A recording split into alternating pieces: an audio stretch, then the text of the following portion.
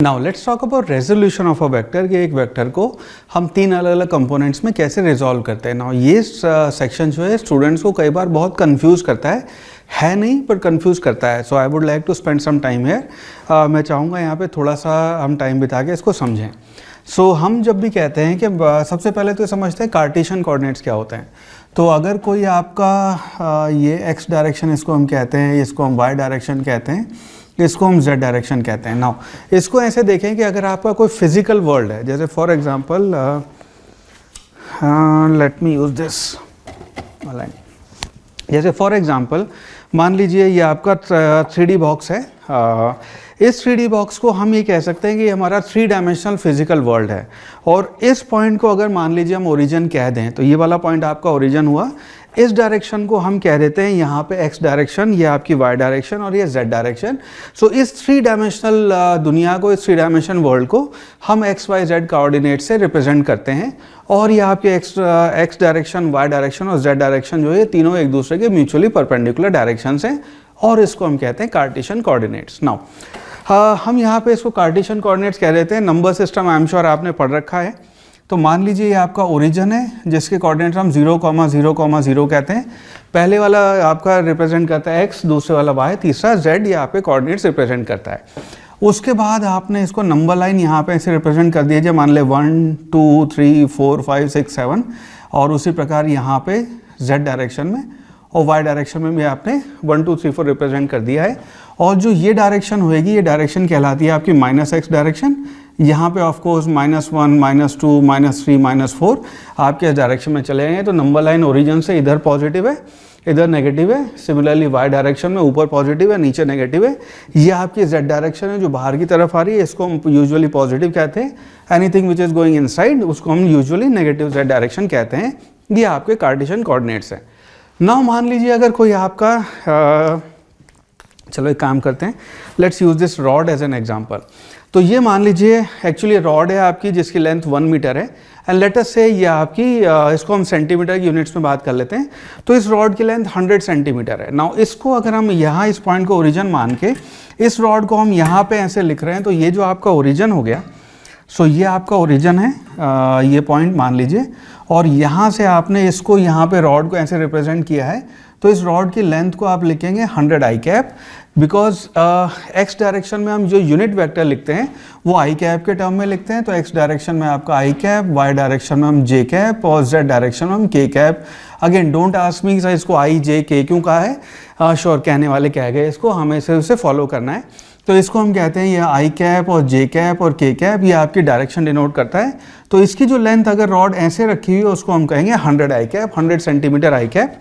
ये आपकी वेक्टर की रिप्रेजेंटेशन हो गई। तो लेंथ आपकी ऐसे रिप्रेजेंट हो गई। नाउ इसी को अगर हम ऐसे कर देंगे, नीचे से ऊपर है, अगर ये रॉड ऐसे रखी हुई है फॉर एग्जांपल, इसको आप रिप्रेजेंट करेंगे 100 जे कैप। राइट, यही रॉड अगर आपने ऐसे रख दी या रॉड बोर्ड के अंदर गई हुई है तो उसको आप 100 आई कैप 100 के कैप प्लस में या 100 के कैप माइनस में लिखेंगे।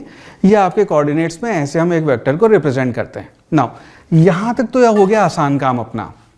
अगर मान लो रॉड आपकी ऐसे आई कैप और जे कैप में ना रखे, समवेयर एट सर्टेन एंगल पे यहाँ पे रखी हुई है, उसको हम कैसे रिप्रेजेंट करते हैं उसको एक बार सीखते हैं यहाँ पे।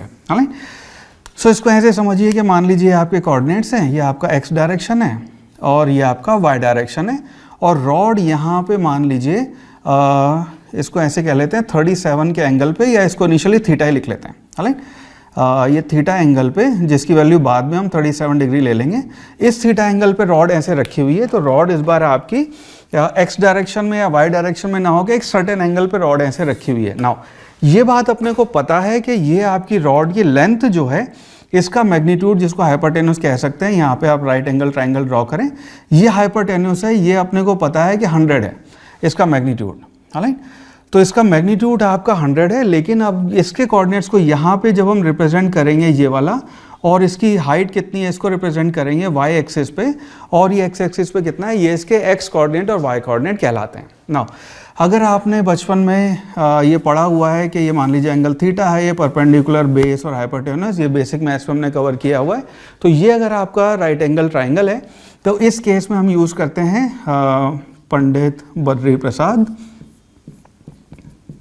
हर बोले ये आपका साइन थीटा है, कॉस थीटा है, टेन थीटा, ये तीन चीज़ हम रिप्रेजेंट करते हैं। नाउ इसके बेसिस पे हम कह सकते हैं कि आपका sine theta will be equal to, sine theta होगा आपका perpendicular divided by hypotenuse, so will be equal to perpendicular divide by hypotenuse which implies आपका perpendicular will be equal to H sine theta. Now ये वाला coordinate जो है ये आपका हो गया एच साइन थीटा, और यहाँ पे क्योंकि 37 का एंगल है, 37 का एंगल जो होता है अपना 3, 4, 5 ये आपका पाइथागोरियन ट्रिपलेट कहलाता है। तो इसके बेसिस पे हम ये कह सकते हैं कि ये वाली साइड जो होगी आपका साइन थीटा जो आता है वो 3/5 होएगा। So this will be equal to 100 multiplied by 3/5, यानी कि इसकी वैल्यू हो गई 60 सेंटीमीटर। राइट, तो इसका कोऑर्डिनेट जो आ गया, इसका आपका वाई कोऑर्डिनेट जो आ गया, जो इसकी ऊंचाई आ गई वो आ गई 60 सेंटीमीटर। सिमिलरली अगर हम इसका बेस लिखना चाहें तो हम इसमें कॉस थीटा यूज़ कर सकते हैं। हम कह सकते हैं कि b divided by h will be equal to cos theta, which implies जो आपका बेस होएगा that will be equal to h cos theta, यानी कि ये साइड जो आपके एंगल के बगल वाली है ये हमेशा h कॉस थीटा होएगी। ना यहीं पे अगर हम वैल्यूज रख दें तो ये आपकी हो जाएगी 100 multiplied by cos 37 will be equal to 4/5, यानी कि 80 सेंटीमीटर।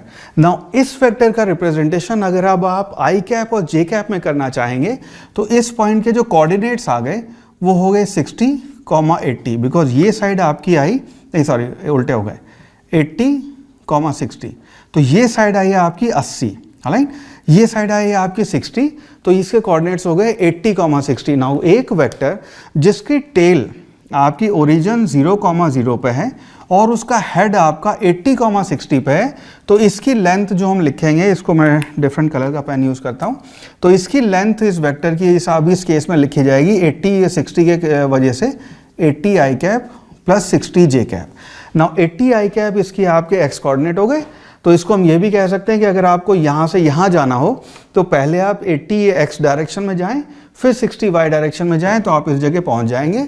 तो इसको आप इंडिपेंडेंट टू ईच अदर भी देख सकते हैं, और ये आपका रिप्रेजेंट कर रहा है इस लेंथ।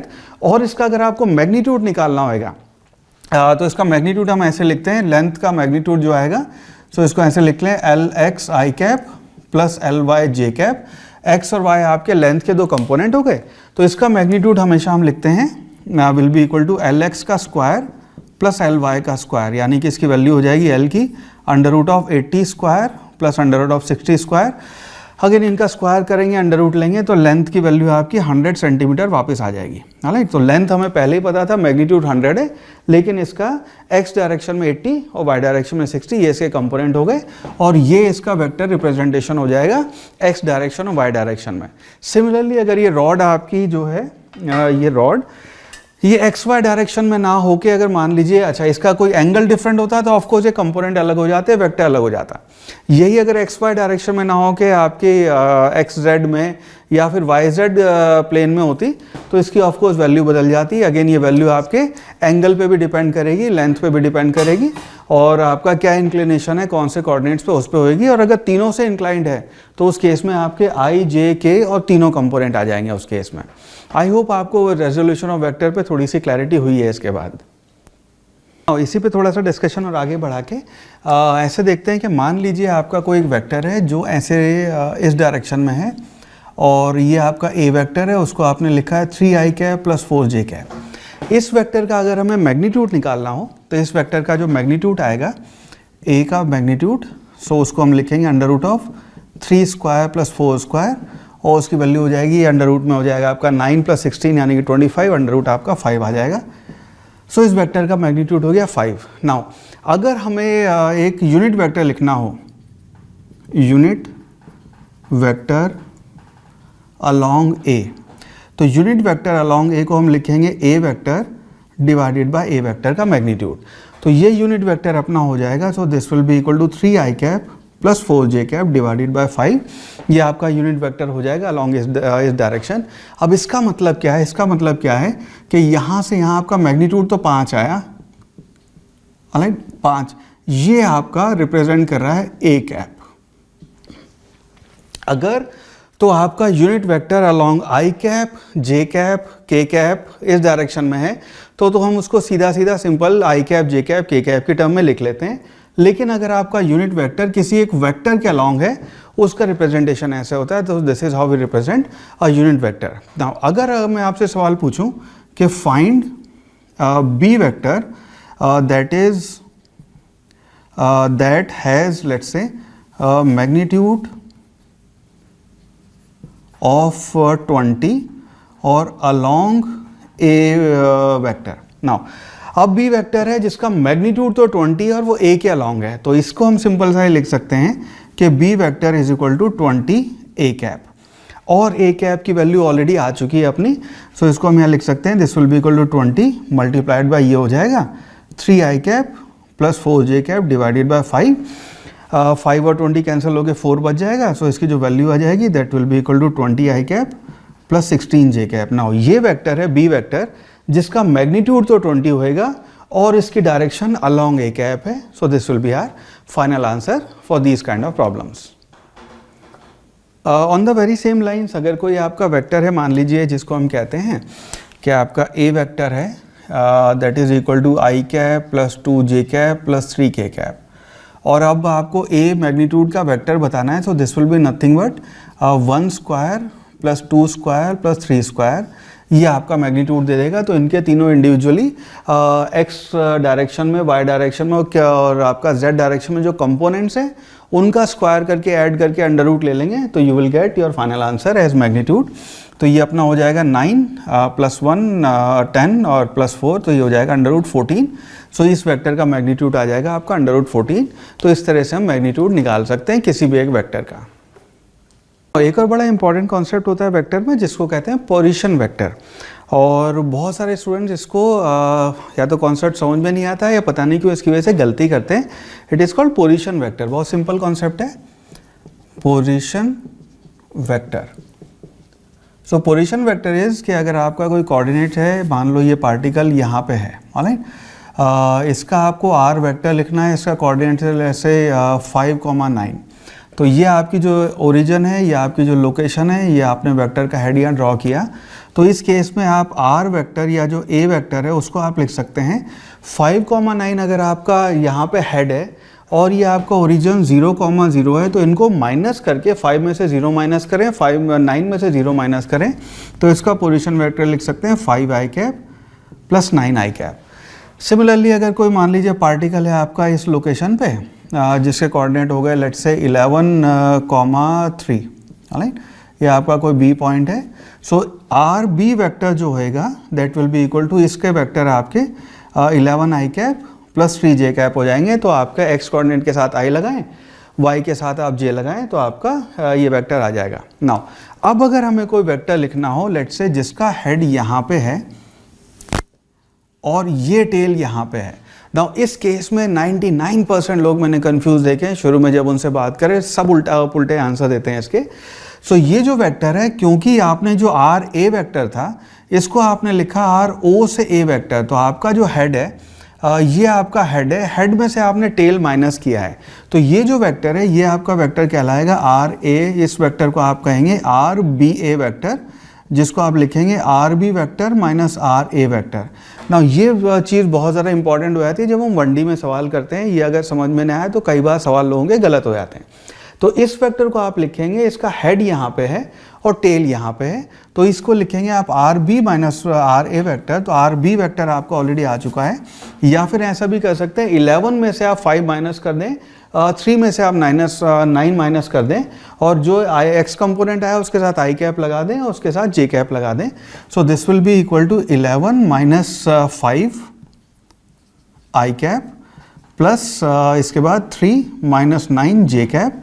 सो ये जो वेक्टर है आपका ये हो जाएगा 11 में से 5 माइनस करेंगे, सो this will B 6 I cap minus 6 J cap. ये आपका वेक्टर आ गया 6 आई कैप माइनस 6 जे कैप, ये आपका आर बी ए वेक्टर हो गया। नाउ अगर आर ए बी वेक्टर लिखना होगा तो आर ए बी वेक्टर आएगा इसके बिल्कुल अपोजिट डायरेक्शन में, so R A B vector will be equal to minus times R B A vector, और इसी पे माइनस साइन लगा के आपका आर ए बी वेक्टर बन जाएगा जिसकी डायरेक्शन अपोजिट डायरेक्शन होगी, ऑलराइट।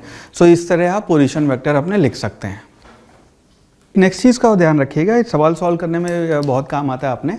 जैसे फॉर एग्जांपल अगर हम वेक्टर डायरेक्शंस की बात करें, सो ये आपका एक्स एक्सिस है, ये आपका वाई है, इस डायरेक्शन में माइनस एक्स है, इसमें माइनस वाई डायरेक्शन है आपका। नाउ कोई भी वेक्टर जो आपका इस डायरेक्शन में पॉइंटेड होएगा, राइट, या फिर इस डायरेक्शन में पॉइंटेड होगा, इधर से इधर जा रहा है, तो आपका ओरिजिन पे डिपेंड नहीं करता है, ये डायरेक्शन आपकी डिनोट करता है। तो ये जो भी वेक्टर आपके इस डायरेक्शन में होंगे उनका प्लस आई कैप और प्लस जे कैप कंपोनेंट होंगे, यहाँ कॉमा लगा हुआ है, राइट।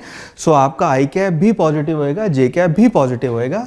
कोई भी वेक्टर इस डायरेक्शन में पॉइंटेड है उसमें आपका प्लस आई कैप होएगा और माइनस जे कैप होएगा। कोई भी वेक्टर आपका जो इस डायरेक्शन में है, इस तरफ पॉइंटेड है, तो उसका आपका माइनस आई कैप और माइनस जे कैप होएगा। और इस डायरेक्शन में कोई भी वेक्टर होएगा सो उसका माइनस आई कैप और प्लस जे कैप कंपोनेंट होएगा। सो बहुत बार वेक्टर देख के भी हम आपकी डायरेक्शन बता सकते हैं। सो जैसे फॉर एग्जांपल आपका एक ए वेक्टर है जिसको हमने लिखा 3 I cap plus 9 J cap. अब इस वेक्टर को देख के अगर पूछा जाए कौन से क्वाड्रेंट में आएगा, क्योंकि दोनों कंपोनेंट आपके पॉजिटिव हैं तो ये इस डायरेक्शन में वेक्टर होएगा, राइट। अगर मान लीजिए बी वेक्टर को लिखते हैं that is equal to 3 I cap और माइनस 9 जे कैप। अब आई कैप आपका पॉजिटिव है, जे आपका नेगेटिव है, तो ये वेक्टर इस डायरेक्शन में पॉइंट कर रहा होगा।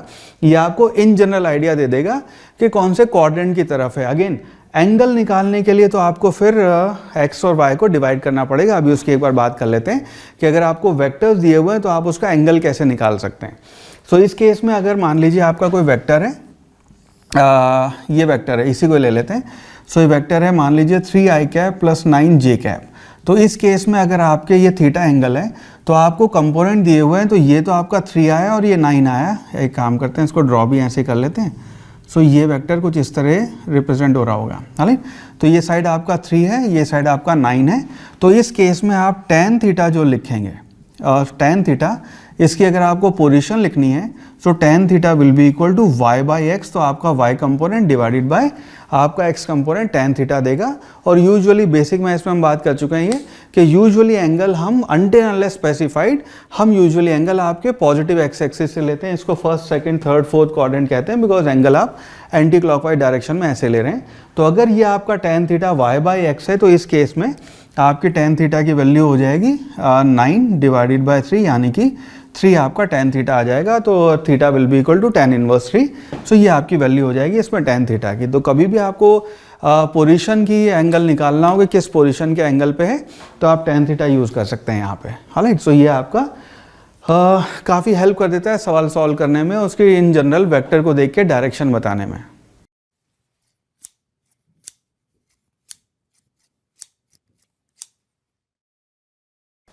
Next question. A particle starting from origin 0,0 moves in a straight line in the xy plane. Its coordinates at a later time are √3,3. We need to find out what is the angle that this path makes with x-axis. So बड़ा ही simple सवाल है, 2007 में पूछा गया है। वो कहता है कि पार्टिकल है, ओरिजिन से स्टार्ट किया और आपका पार्टिकल आफ्टर सर्टेन टाइम 3√3,3 इस लोकेशन पे था। हमें ये बताना है कि ये एंगल क्या होएगा, राइट। तो सिंपल सवाल है, अगर इसकी वैल्यू देखेंगे तो ये वाला √3 होएगा, ये वाले कोऑर्डिनेट y कोऑर्डिनेट आपका 3 होएगा, which means tan theta can be written as 3 divided by √3 which will be √3 which implies theta will be equal to 60 degree, right. So based on this we can say option number B, 60 degree will be the correct option.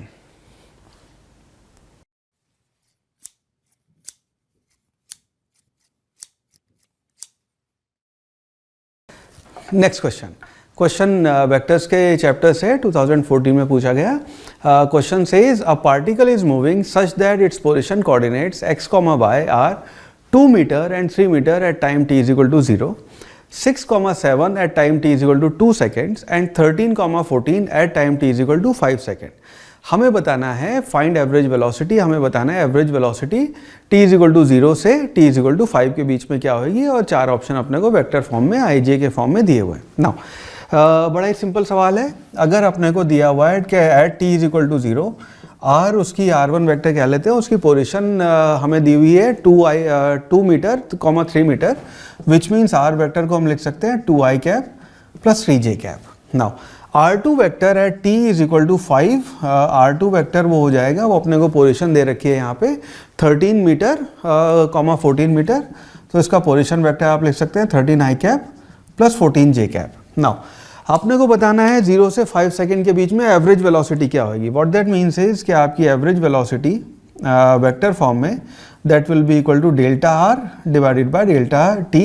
Delta T आपका time है which is 5 second. Now इस case में हम लिखेंगे R2 minus R1 यानी कि 13 minus 2 I cap plus 14 minus 3 J cap divided by 5 minus 0। सो इसकी वैल्यू हो गई 11 I cap plus 11 J cap divided by 5।